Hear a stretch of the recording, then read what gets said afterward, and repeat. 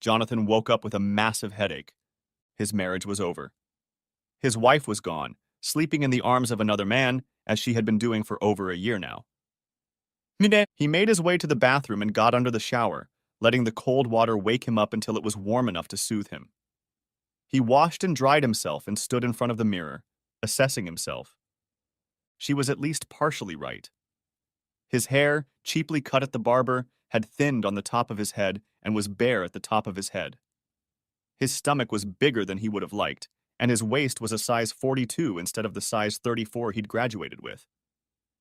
He looked old and tired, like the middle-aged men he'd made fun of in his youth, certain he'd never let himself do that. He raised his hands, powerful, but not the hands of a middle-aged fat man. Manual labor took care of that. The belly, on the other hand, must go. He turned his head, examining his hair from different angles. Searching under the sink, he found an old pair of scissors left over from when he'd worn a beard for months. She didn't like it, so he gave in and shaved it off. 5 minutes later, Jonathan pulled out his razor and smiled at his own appearance. Half a can of shaving cream had turned his head into a white beast. He was new at this, and it took a few passes before he got the result he wanted. Better. Not good, but better. Leaning closer to the mirror, he plucked 2 hairs from his eyebrows that seemed to be on their own. The small cuticle scissors took care of the hairs in his nostrils, which unfortunately grew faster than the hairs on the top of his head. He studiously avoided thinking about how to deal with the situation. Would he accept her back? Would he be able to endure being married to the woman who had so unceremoniously discarded their marriage? A whole year of cuckolding, admitting it to him without guilt or remorse, and then leaving to do it again. Forget her words. Actions spoke louder, and her actions screamed. There was no way to deal with it. No way. A one-time accidental slip-up, maybe. But an ongoing affair with a man she claimed to love? She'd thrown it in his face, insisting he put up with it or she'd ruin his life. She wasn't perfect either. Since the birth of their youngest child, she had put on at least 20 pounds. She was 34 years old. Her hair was no longer the luxurious mane it used to be. She wore it short now, claiming it was easier to groom that way. Not that he had any say in the matter. She hadn't cared about his opinion in years. 2, to be exact. Jonathan rubbed his chin and decided not to shave. He'd always liked his beard. There was no reason why he couldn't wear it now. He looked through his closet, mostly old clothes, since he didn't like spending money on himself when he could spend it on his family. He found the least objectionable things he owned and dressed carefully to face the first day of the rest of his life. He wasn't a rich lawyer or a CEO, nor was he a slick accountant or a former Navy SEAL. He was a simple man, a diesel engine mechanic, but a man of action. So he went to the bank. It didn't take long to withdraw everything they had. Overtime helped, and they managed to save almost $7,000. Before the overtime started, they were living a little more than paycheck to paycheck. His annual bonuses and tax refunds were the only thing that improved their savings. He went across the street and opened a new bank account, depositing $1,000 into it. They were pleased with his business, and he earned a new toaster oven for his efforts. The next order was more complicated. Jonathan went to the Caterpillar dealership and handwrote his own resignation letter. His boss tried to talk him out of it, but Jonathan was determined. He explained the situation. His wife had been cheating on him for over a year. He was not going to pay for her to live with a new lover. He left, taking her word that if the situation changed, there would be room for him. By the time he left, he had received his last paycheck, including vacation pay. He changed his health insurance, dropping his wife from it, and dropped his life insurance with the company. He was able to take out an independent policy protecting his children. Nothing for the whore. After taking care of the essentials, he went home and started making phone calls. He canceled their only credit card. It wasn't hard, the limit was small, and they couldn't afford to accumulate debt, so they paid it off every month. With another call, he removed his wife from the cell phone plan. Let her have her own. Maybe her boyfriend could pay for it. He realized he had missed breakfast and lunch and was hungry. It had been a busy morning. Looking in the fridge, he thought Susan might not have been happy about his beer belly, but she certainly wasn't helping. There was nothing useful in the fridge. Sodas, snacks, cold cuts, bacon, instant lunches, and of course, beer. No wonder they'd both put on extra pounds. Jonathan whipped up some eggs and made them into a sandwich. Not the healthiest meal, but the best he could do. The first steps had been taken, but he didn't know what to do next. He was reacting on instinct. Last night he decided to get angry and drunk, wallowing in self-pity. This morning he decided to protect himself and stop supporting her. Now he didn't know what to do. There was too much he didn't understand, and his thoughts were spinning. His wife was a cheating whore, and his marriage was over. He felt he could not handle this alone, and turning to his family, he went to his grandfather's house. If he had been offered the chance to talk to his grandfather Max or his mother, he would have chosen the old man. His mother was a woman, and at that moment he was afraid that for the sake of her family and children, she might side with the whore.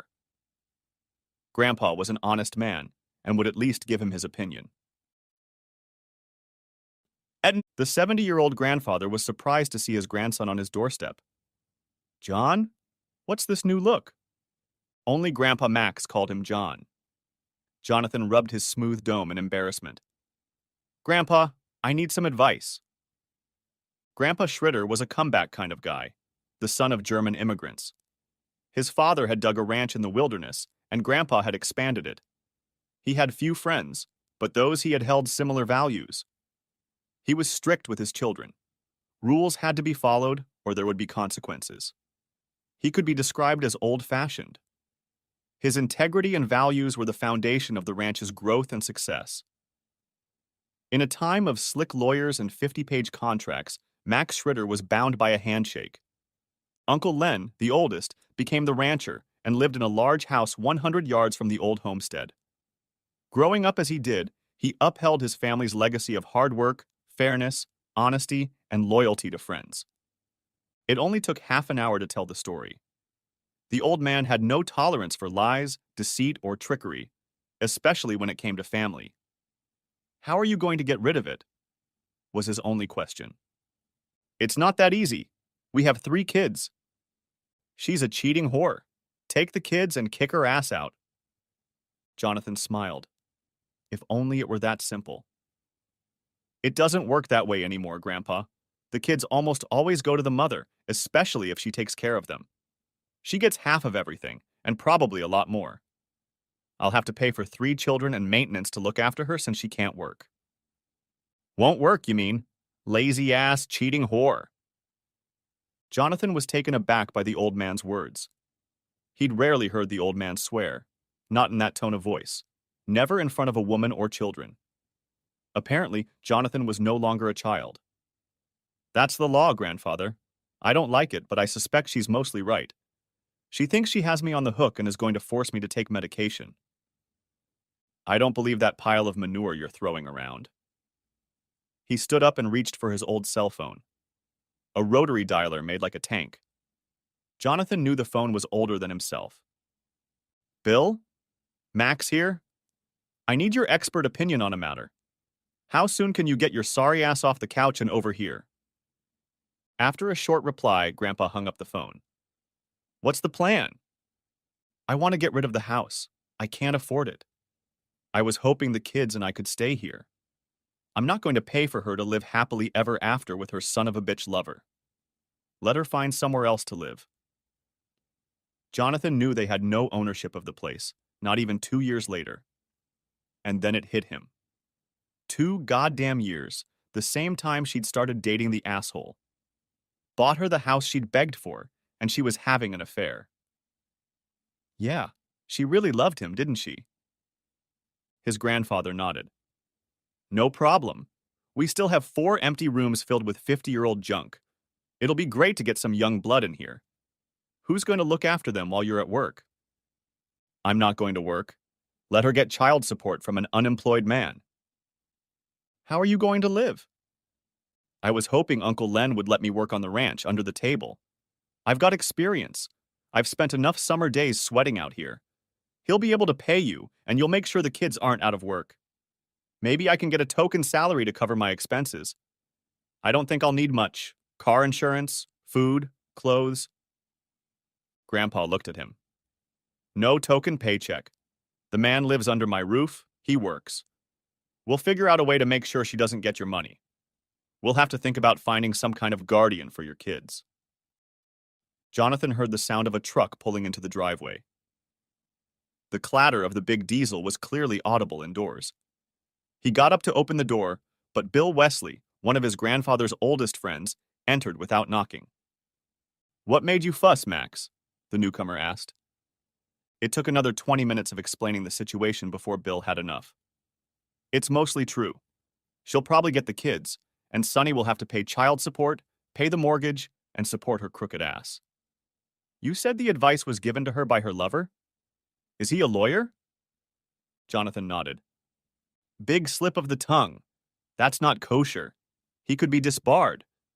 What do you know about him? Nothing. He's younger and a divorce lawyer. That's all I know. And I think his wife died in an accident a couple years ago. He was driving. Damn. There aren't too many like that around here. Let me make some calls and see what I can find out. He leaned back in his chair, apparently concentrating. What did you do with the finances? Emptied the accounts. Quit my job. Good. A lot of these new panty-wearing lawyers say you should only take half. That's bullshit. She'll get half eventually, but don't make it easy on the whore. Make her fight for it. Keep your cool. Why did you quit your job? I was working too much overtime. I'll be damned if I let the courts determine alimony and child support based on a 60-hour work week. I won't be able to pay much if I'm out of work. Any chance you can get your boss to fire you instead of quitting? The courts look at it much more favorably. You quit, and they count how much you can afford from last year. If you get fired, there's a lot more room to maneuver. Jonathan smiled at the older man's analysis. Judge Bill Wesley had been a circuit court judge for longer than he could remember, and had only retired a few years ago. He knew how things worked better than anyone. Her family puts up with this shit? Doesn't sound like the Finnegans I know. They don't know yet. No one does. She wants us to keep it a secret. Like hell we do. Damn whore thinks she can hide her cheating, doesn't she? He pulled a 10-year-old flip phone from his pocket, and after rummaging through his contacts for a minute, waited for the voice on the other end of the line. Jimmy, Bill here. I've got some hard news for you. I don't want to be the one to tell you. No, nothing like that. Your granddaughter Susan is married to Schritter. I mean Fremont. She's cheating on him. No, I'm not kidding. No, didn't catch her or anything. She came out herself and told him last night. Said she's been doing it for a year. She's not going to leave, at least according to her. She wants him to get over it and let her keep having fun. Hell no. Of course not. You think he's some kind of asshole? Yeah, I know. That's hard to hear. Always been a selfish little bitch. I'm not sure yet, but it's not good. I thought you should know. I'm sorry I'm with you. Of course I'll tell him. Bill turned to Jonathan, anger boiling in his eyes. Broke Grandpa's heart, you slut. No one wants to think their kids will grow up like that. He's sorry, he says. Thanks. Damn, that's so hard to believe. His grandfather spoke up. You said she might come back today? You need to go home and get this under control. Make sure you make it clear you're not going to go along with what she's doing. No man in his right mind would do that. I think I've already done that. Dad, what are you going to do with that monstrous house you bought? I guess I'm going to let the bank take it. The old judge spoke up. If her name is on the deed, she can stop you. I don't know what else can be done. For now, I'd say stay in the house. Control your finances and stop making payments. You never heard it from me, but you can hide your money. Hide the cash. Go to Oklahoma and lose most of it at the Indian casinos. Take a couple months if you can stand it, get yourself in shape and delay payments enough that there is no way out. Then you'll deal with her. If you divorce her now, your ass will be in the grass. Play with her on your line for a while. Stall for time. Grandpa gave him a look. I don't want to be the one to say it, but you've let yourself go, kid. You'll be back on the market soon. You might as well use this time to get ready. That stupid bitch thinks you can't get a woman? Hell, there's nothing in the world easier. We'll get you back in the saddle in no time. Jonathan was a little sensitive on the matter. I'm not the only one who's allowed myself to relax. She's not perfect. The old man laughed. No, but it doesn't matter. A decent woman willing to spread her legs will always find someone to park between them. There's no denying she still looks great. It's just a shame. I hope you're not looking for that kind of relationship. Your kids need a real woman, not some slut. I'm not ready to date, Grandpa. Besides, I'm still married. In spirit, you're not married. She left you. Remember that. You had no choice in the matter. She has a new love now. Everything you think you had is over. You don't owe her anything. Hell, we can sit around and talk all day, but it's not going to get us anywhere. Go home. I'll talk to Len about getting you a job. Stop by my place tomorrow, and we'll have a little chat and see what Bill figures out. Jonathan returned home feeling better. His feelings and reactions to his wife's ambush had been validated by his elders. He had nothing to do, and he already missed his family. He wondered if he had overreached by quitting his job and closing his account so quickly. It was too late to worry about spilled milk. At least he felt a little more in control, not reacting to whatever the bitch insisted was her right. He looked in the fridge again, trying to figure out what he was going to eat. He saw a large stack of takeout menus next to the fridge and looked at them in disgust. No wonder they had no money and were out of shape. He tossed the TV dinners into the trash can along with the menus. When Susan didn't call or show up by 7 o'clock, he drove to the supermarket and filled the basket with healthier foods. When he got home, Susan was already waiting for him. She looked at him and stepped back in shock. Jonathan? His new look was unexpected.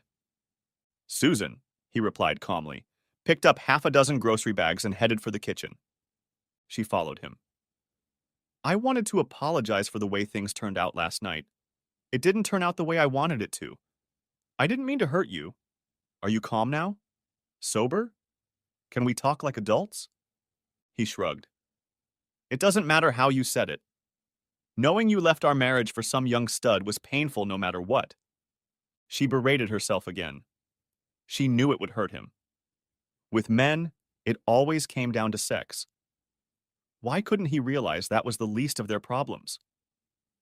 Please, Jonathan, I shouldn't have said anything. It was unconscionable. That's not the point. He laughed. Not anymore, that's for sure. I'll never touch you now, not even with a stick. What do you want, Susan? His words shocked her. He had never spoken to her like that. Not once in 11 years of marriage. She felt anger building in her, but tried to remain calm. She didn't need a repeat of last night. I want you to understand what I'm going through. This isn't easy for me. I didn't want to fall in love with him. I only wanted to help him through a difficult time. It shouldn't affect us. I love you, and I will never leave you. I see. You're in love with him now. I understand. Thank you for that. Is there anything else you want to say? Maybe you want to open up my chest, rip out my heart, and dance on it? Please tell me how inadequate I am, how I can't fulfill your needs, how I deserve to be treated like garbage. I'm sure you've prepared many sharp barbs to hurt me as much as possible. Plan this whole damn conversation like the one you ambushed me with last night. No, Jonathan, I don't want to hurt you. I love you. You're my husband, the father of my children, my soulmate. Always love you. I just need to be near him. Don't you understand? It's important to me. For us. So go to him. I have no desire to be in the same house with a cheating wife who doesn't want me. Go away. Please. I'm sick of your presence here. She cried. I know you don't want this. You're only trying to hurt me. I know you love me, and you're coming to figure out what's best for all of us, for the children. I'll bring them home tomorrow. They don't need to know about our problems. No one does. It's between us. If we have any problems, we can discuss them in private. And what am I supposed to say when you spend the night at your lover's house? I don't. I never did, until last night, and I don't intend to. You scared me last night with your drunken, rude behavior. I thought you might hurt me. I couldn't stay here. I've never done this before. It could be the way things have been for the last year. I don't think so. I think if you're waiting until tomorrow to pick them up, that means you're going to spend the night spreading your whore legs for your boyfriend's lover again. Please don't call him that. He's a good man. A good man. Right. The kind of man who can't find his own woman and has to steal someone else's. So nice. So good. So honorable. Go to him already before I throw up. She stood up and slowly walked away. I'll give you some time, she said. I realize this is a shock to you. I wish it were easier to say. I love you and I never meant to hurt you. You can tell me that's a lie, that my loving wife isn't really a cheating whore. Damn it, Jonathan. I'm not a whore. I can't believe you can say that. I'm not running after you. This isn't some dirty affair. I love this man. Calling me names and insulting me isn't helping anything. Are you trying to get me to divorce you and ruin your life? Did you love him when you first spread your legs in front of him? When you broke your vows, abandoned your family, and became a cheating whore? Did you love him then? She stood there with her mouth hanging open. He was right. She remembered how guilty she'd felt that first time, how she'd come home and cried in the shower until the water was cold. Told Rich they could never do it again. She cared about him, but loving him? No, she didn't love him. She loved the way he made her feel needed. She turned and walked away, angry that he made her feel guilty for something that was good and right. He needed her. When she left, he could barely keep himself from going back and finishing whatever was left of the Jim Beam.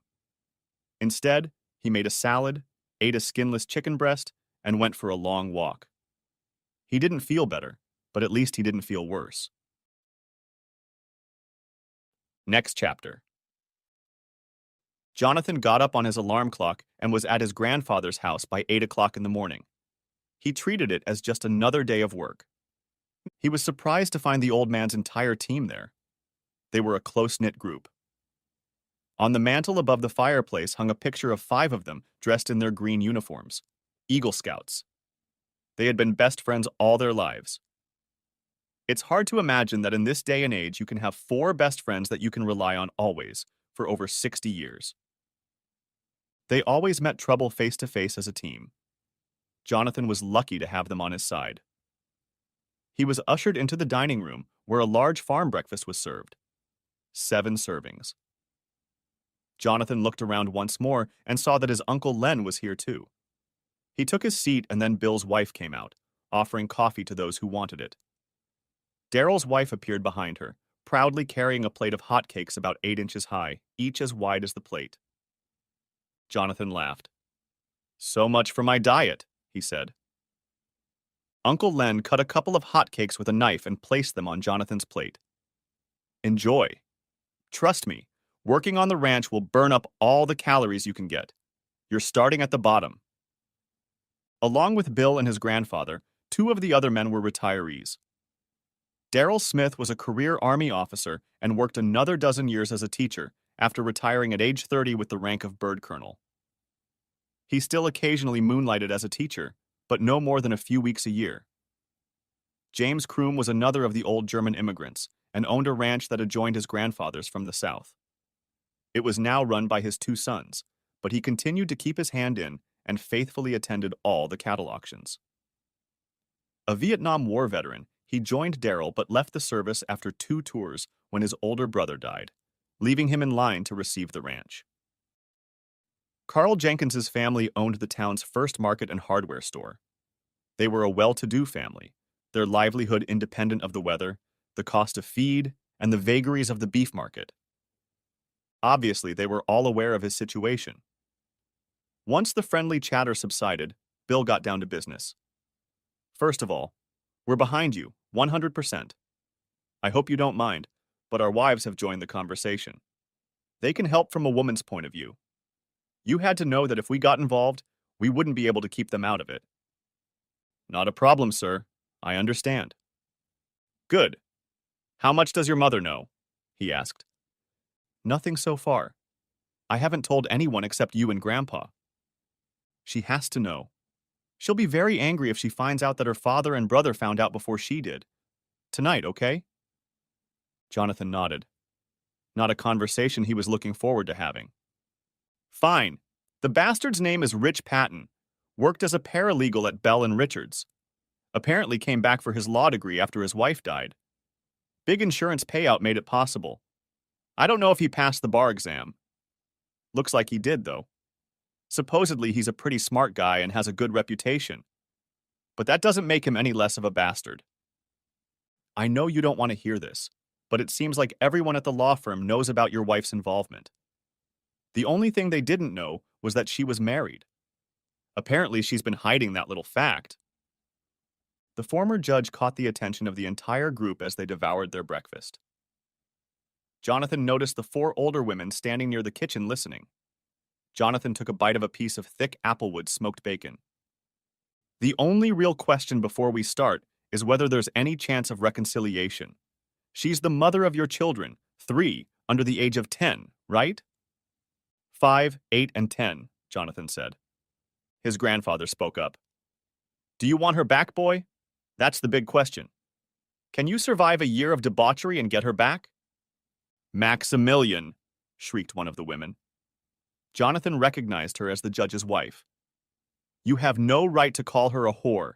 We haven't heard her side of the story yet. Don't complicate things. The judge turned to face his wife. Judith, you said you wouldn't get involved unless you were asked for your opinion. I won't let you give it. She's ruined everything. We all know that. The boy has to decide for himself if he wants to try to patch things up for the sake of the family. Don't try to make her look worse than she really is. She's been screwing around with another man behind his back for a year, and now she wants him to accept that there's a new man in their lives. What else do you call a wife who has had an affair for over a year and refuses to give it up? Confused? I don't know. They should figure it out for themselves if they want to. Let him decide for himself. Jonathan spoke up. She came by again last night. Didn't stay. Went back to her lover. No apology, except that she says she didn't mean to offend me. Has no intention of ending her affair. Still threatens me. I can't take it. The colonel spoke for the first time. What if she does give it up? Is it too late? Jonathan took a few seconds to ponder that question. I don't. If she stopped it, realized how much it hurt, if she repented and I believed it wouldn't happen again, then maybe. That's a lot of ifs for maybe. Do you think there's any chance of that happening? Honestly, no. She says she loves him. She's in love with him. Says he's a great lover. I don't see what the big deal is. She had no right to tell me about her private life with him. She tried to hurt me. She threatened me with divorce and ruin. Hid the kids from me. She wants to cheat and laughs at the idea of me finding another woman and says if I do, she will divorce me. As if that's fair. No, I want her out of my life. The colonel's wife, Diane, spoke up. That's not going to happen, Jonathan. She's the mother of your children. Like it or not, she's going to be in your life for at least the next 13 years, unless you plan on giving up your children. They're my children, my responsibility, Jonathan snapped back. Understandable, but they're hers too. You can divorce her, but if it's bitter and hurtful, you'll have to live with that for the next couple decades, Diana said. Hurtful? Like telling me she had an affair for a year and he was a better lover than me? That she's keeping him whether I like it or not, and if I cause trouble, she'll divorce me, make me pay, and laugh while I live in a cardboard box supporting her, replied Jonathan angrily. His grandfather stood up. Lady, we invited you here to offer advice and share wisdom. You agreed not to interfere until you were asked to speak. I don't think you're going to help right now. Please leave us alone for now, and we'll plug you in when he makes a decision on how to move forward. A slight murmur was heard, but the women retired to the living room, leaving the men alone. What do you want, Jonathan? As simple as possible. I want her gone. I want to take the children. I don't want to support her. I don't want to pay for her to have a good time with her lover. I want him to suffer if I can. Both of them, if I'm honest with myself. I'd like to separate them. Maybe even make them hate each other. The older men looked at each other, and they all began to slowly smirk. The colonel nodded. Good.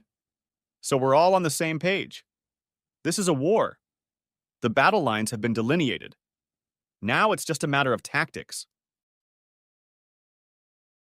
Next chapter.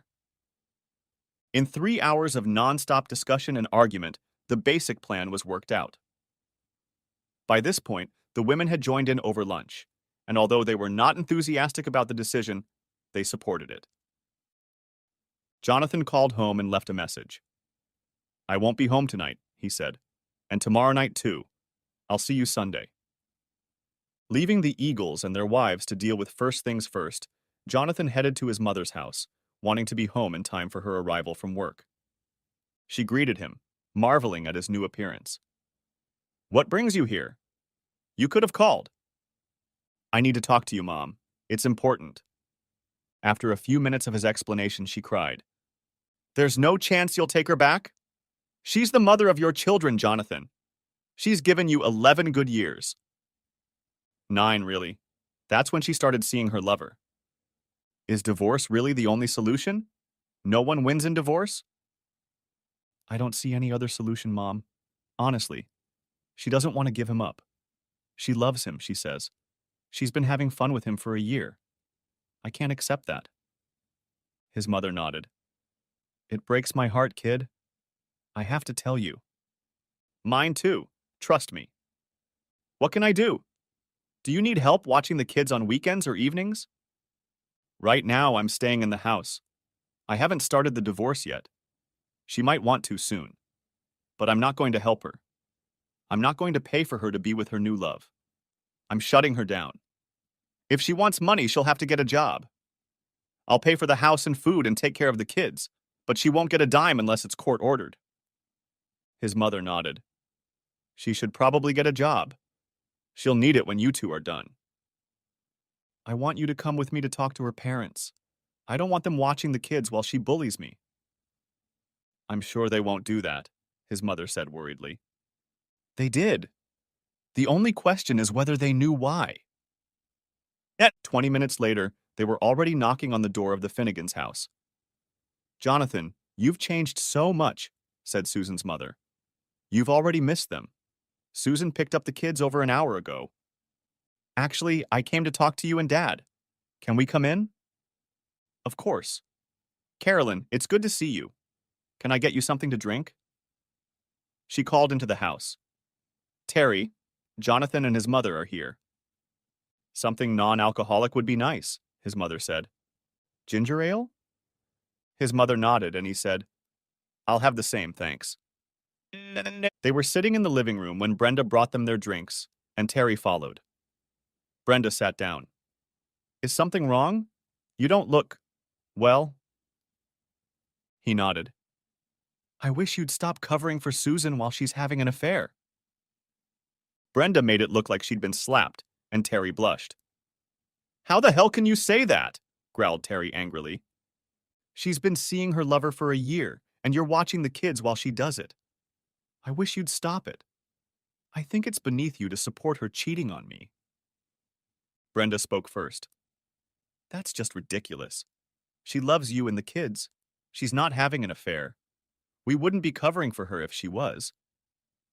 She spent the last couple nights at her lover's house while you watched the kids. 2 days ago, she told me she's in love with him and has been seeing him for the last year. She doesn't see him at night. She's at home with her family. That means she sees him during the day. I doubt she takes the kids with her. Are you telling me you haven't watched our children several times a week for the last year? Brenda sat with her mouth open. She said she volunteers at a women's shelter. Unless that bastard beats her, the only thing in danger is our marriage, Jonathan said. Terry looked confused. She told you? Was she having an affair? She's having an affair. She denies it. She says she loves him, but she wants me to take care of her and the kids. I'll be damned if I'm going to pay her to have fun with another man.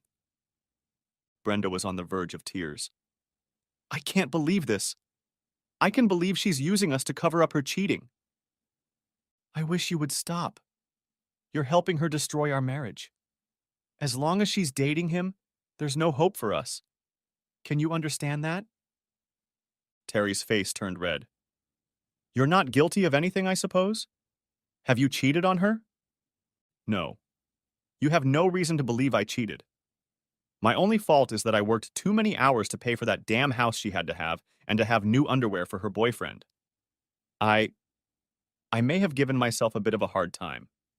Gained a few pounds, worked too many hours, came home too tired to give her enough attention, maybe. But I don't see why she should have a new lover for a whole year. Do you think that's right? His wife's father cast a glance at him. I don't know what is right or wrong. I'm only hearing one side of the story. I won't judge until I hear her side of the story. Of course, I understand. Daddy's little girl can't do wrong. She can't be a cheating whore, can she?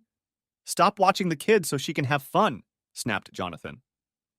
I think you'd better leave, growled Terry angrily. It's to my advantage. What kind of people cover for their daughter so she can be a traitor, constantly abandoning their children? Who raises children like that? Jonathan replied with defiance. Out! Terry shouted, his Irish temper in full bloom. Carolyn couldn't believe how belligerent he had become so quickly. She looked regretfully at Brenda. Jonathan paid them no attention and headed for the door. Congratulations on raising a whore, Daddy. Good job. He snapped in farewell. His mother snapped back. How could you talk to them like that? I wanted to piss him off. She'll feel his blow on her if she kept it from them. If not, if they knew about it, then screw them. They deserved it. Next chapter. Jonathan headed north to the Oklahoma border. He'd been told his job was to collect as many losing checks as he could, get a hotel room for a couple of nights, play a little, and maybe collect his ashes. He felt no guilt over the idea of sleeping with another woman. The moment his wife confessed her year-long affair and said she was going to keep seeing the bastard, their marriage was over. Now they were just passing the time until the paperwork was done. His phone had started ringing within minutes of leaving town, but he'd turned it off before he'd even left the state line. He figured it was about to go off the rails. Well, she made her bed, let her sleep in it. It's not like that whore didn't have company. He tried his luck at a couple tables and then headed for the bar. Not half an hour later, he was already talking to a gorgeous woman who had an ointment for his pain and was willing to lend it to him. He felt a fleeting sense of guilt at paying $400 for the woman, like he was cheating. Then he laughed to himself. The bitch had been doing this for a year. Why shouldn't he do it too? At least he wasn't emotionally involved. Then, as he escorted her out of his room, he grinned. Best $400 he'd ever spent. $400 that would never go to a whore wife. The next day, he wandered around the casino a bit, played a little craps and poker, losing a couple $100. In the keno and sports betting rooms, he picked up dozens of receipts, thousands of dollars worth. He went to a show and found another pretty woman who was happy to trade her services for a few $100. Not as young and pretty as the previous guest, she was closer to his age and very malleable. He'd managed to get her for only $300, and he'd gotten even more use out of her than he'd gotten out of the tall blonde the night before. He figured it would be for the long haul. He'd be damned if he was going to be doing anything with his whore wife anytime soon.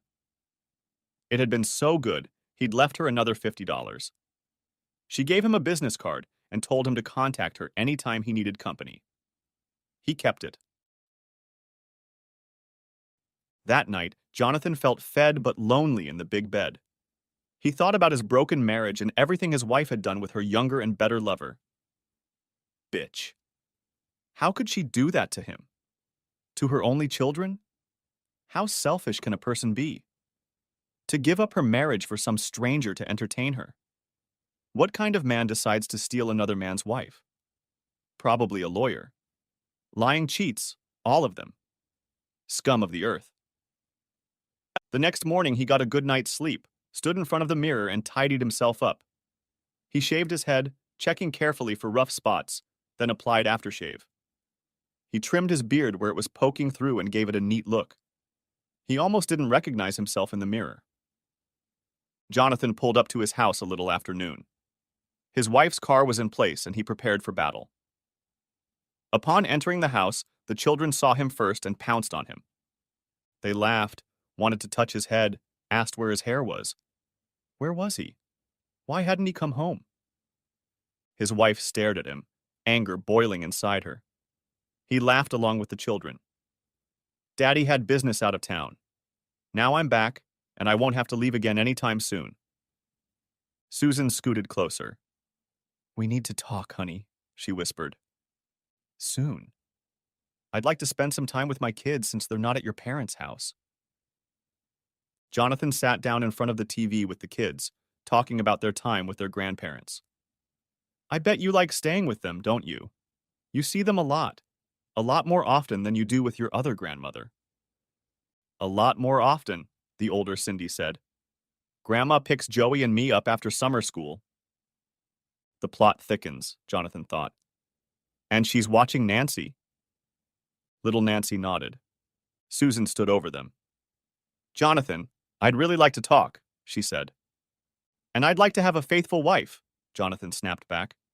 It looks like neither of us will get what we want. She stepped back as if he'd slapped her. Is that what you want? To say everything here now in front of the kids? She hissed. No, I'll talk to you when I'm ready. It took you 2 years to talk to me. And now you're in a hurry to go somewhere? Jonathan looked at her with cold eyes. She turned and, sobbing, ran to their bedroom. Why is Mommy crying? Joey asked. Your mom has been very naughty. She knows she's in trouble, explained Jonathan. Did she break something? Asked Nancy. Breaking something was the worst thing you could do. Yes, she broke it, he answered. Her wedding vows, his heart, their marriage. He spent a few more minutes with the kids and prepared himself for the confrontation ahead. He walked into the bedroom and closed the door behind him. How could you? Shrieked Susan. I told you we didn't need to involve my parents. I told you I didn't want you having fun here, Jonathan said calmly. Where the hell have you been the last 2 nights? Off to the side. Where have you been for the last 2 years? Where? What are you up to? It's none of your business anymore. Once you chose him over me, you lost any right to ask me about it. She was tired of this argument. Why isn't my phone working? I canceled your service, just like I canceled your health insurance, just like I canceled your credit card. Why? Why did you do that? Are you that petty?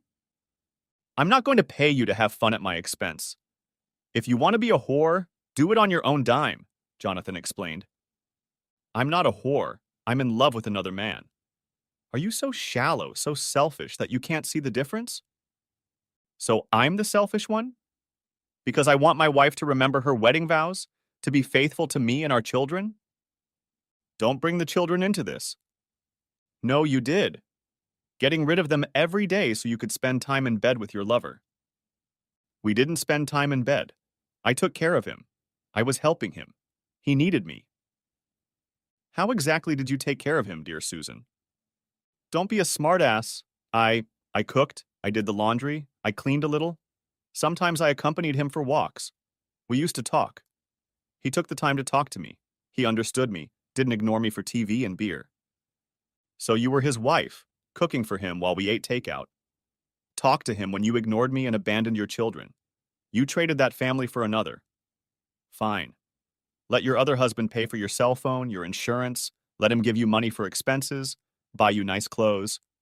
Trade the fun for money from a man you're not married to. You say you're not a whore? Why are you doing this? It doesn't have to be this way. We've been happy for the last year, haven't we? I've never forced you to do without. Why can't we go back to that? Don't you love me at all? Have you ever loved me? She whimpered, tears glistening in her eyes. Back then, I didn't know you were a cheating whore yet. Now every time I see you, I picture you in the arms of your lover, your young man. That's not the point, Jonathan. It isn't at all. You need to let it go. Give your fragile ego a break. It's about love and friendship. He cares for me and I care for him. We love each other. I never said he's better than you. He's different, that's all. I still love you. I I need him. It's okay. See him all you want. I don't care about that. But as long as you see him, I won't pay for it. He loves you. He can pay for you. Don't think he hasn't offered. He's rich. Not like you, working day and night to keep a roof over your head somehow, she exclaimed angrily, immediately regretting her words. What is it, Susan? Is it love or do you just want to switch? Are you mad because I'm working my ass off to give you the house you wanted, to take care of our kids? I work 60 hours a week so you can have everything you need. And what do? You don't work? You don't take care of the kids? You hardly ever cook. What are you doing for this family that I'm busting my ass for? I... I'm sorry. I didn't mean to say that. I've always appreciated how hard you work for us. You just make me so angry. Why can't we have things the same old way? Stop seeing him. Be a loving, faithful wife and a good mother. Then we'll see if things can't be the way they were for the long 9 years until you threw your marriage away. I didn't throw anything away. I was always there for you. I only saw him when you were working and the kids were in school. I always put my family first. Like the 2 nights you spent at his house, when I was working, when the kids were in school. You drove me to his place. You know I did. I was afraid of you. The second night you begged me to go to his place. I know it's always my fault. You didn't do anything wrong. I didn't. I can't help how I feel. Jonathan sighed. This is getting us nowhere. Are you going to stop seeing him? No. Then you're on your own. This is my bedroom. You can stay here, but I'm not leaving. I'll keep feeding you when you're home, and I'll keep paying for your car and insurance so you can take care of the kids. It's going to be tight here. Why? What do you mean? I quit my job. It was getting too much in the way of my family. You quit? Without discussing it with me? Shrieked Susan. You had fun with another man without discussing it with me? Jonathan mocked her. It's not the same thing, she said. I know it is. It's much worse than that. I'll be working for Uncle Len. I won't make as much as he does, but we can feed ourselves if we're careful. No more wasteful spending. I never waste money, she said. How much gasoline do you use driving to Rich and your parents' house every day? How many lunches, coffee shop meetings? It took a few seconds before she realized what he'd said. Like, who said his name was Rich? Richard Patton. Rich for his whores. A paralegal and amateur living off the money he made by killing his wife. Some lover you have. It's not like that. He didn't kill her. It was an accident. It wasn't his fault. And he's not a paralegal. He's a lawyer. He graduated from law school and passed the bar exam. He's not an amateur. He must work very hard since he can spend all his days entertaining you. Stop saying that! She shouted. Jonathan stared at her. I thought you were the one who wanted to do this in private. If you're going to yell, we can invite the kids over. If you must know, we only make love a few days a week. God, Susan, you're such a goddamn slut. You disgust me. No, Jonathan, don't say that. I love you. I wouldn't flaunt it like that. I don't want to hurt you. Please, can we not talk about this? I love you, honey. I want things to be perfect between us. Can't you let me do that? I'll make sure you never regret it. I promise. Jonathan shook his head. Tell me when you stop seeing him. If I'm still around, we'll see if our marriage can be saved. He turned and walked out the door, not wanting to continue the useless conversation. He made himself a sandwich and watched his wife take call after call in the bedroom. She came up to him as he was cleaning up the kitchen. That was my grandfather who disowned me. Are you going to be a complete moron about this? Do you really want to start a pissing contest you can't win? Stop seeing him, Jonathan said. I'm going out for a while. I'll be back for dinner. It would be nice if you took some time out of your busy schedule to cook something for once. You just got here, she whined. We still need to talk. After dinner? Next chapter. Taking advantage of the information the judge had received, Jonathan was on the doorstep of the Tudor house within 10 minutes. It was a nice house, bigger than his own, much more than a lonely man needed. The door opened. Yes. Jonathan stuck his foot in the door. I want you to stop entertaining my wife. You killed your wife. Now you're killing my marriage. Stop it. The slender, small man raised his head in fear. He leaned against the door to close it, but it wouldn't budge. I don't know what you're talking about. Stop entertaining Susan Fremont, Mrs. Jonathan Fremont, my wife. Don't ever get in a car with her. If you kill her too, I'll hunt you down and make sure your last minutes on Earth are as miserable as possible. I don't want a murderer entertaining the mother of my children. I'm not a murderer. It was an accident, the terrified man said. You killed her. You're living off the money you made from it. You spent that blood money to seduce my wife. Stop it. If you don't, I will, and you won't like it. You can't threaten me, the man whined. Stop it, you little worm. There are plenty of single women in the world you can buy for the price of killing your wife. Leave my wife alone, you murdering bastard. Jonathan walked away, confident that he had gotten his way. Next chapter. If Susan had been angry before, she was furious when she got home. She headed angrily toward him and he walked past her, lifted the younger one onto his lap, and began tickling her, making her giggle. I'd like to talk, please, Susan said, standing up beside him. Then talk. In private. He shrugged, satisfied that he'd tugged her chain again. He went back into the bedroom, his wife following him and closing the door behind them. Did you attack him? Threatened him? Called him a murderer? A murderer? She pounced on her husband. Him? I'm not sure. Which one are you talking about? You know damn well. What do you think you're doing? I told him I didn't want him entertaining my wife anymore. I don't think that's unreasonable. You called him a murderer. Yes, I did. He is a murderer. He killed his wife. I told him I don't want him to take you anywhere. I don't want him to kill you either. Even if you're a whore, you're still the mother of my children. He didn't kill her. It was an accident. You have no right to say that. He was driving. She died. He killed her, just as dead as if he'd put a gun to her head. How could you? It almost destroyed him. He loved her. His depression was so bad he almost died. It took me years to get him to the state he's in now. So you're telling me that if I can make him depressed again, he might die, and this whole nightmare will be over? Asked Jonathan. She looked at the man she had been married to for 11 years. How could he have changed so much in such a short time? Become so heartless, so insensitive? You don't mean that. You can't. I'd dance on his grave if it meant you'd be a good, faithful wife again and put this family first. She looked into his eyes and trembled. She had no doubt he was telling her the plain truth. He needs me, Jonathan. If you've ever loved me even a little, you'll understand. He needs me. Let things run their course. Give me some time. When he's strong enough to be on his own, I'll give him up. Can we do that? Please? We won't have to talk about it. I'll be discreet. No one has to know. I'll be the perfect wife. Don't make it worse. Do what you have to do, Susan. Obviously, I can't stop you.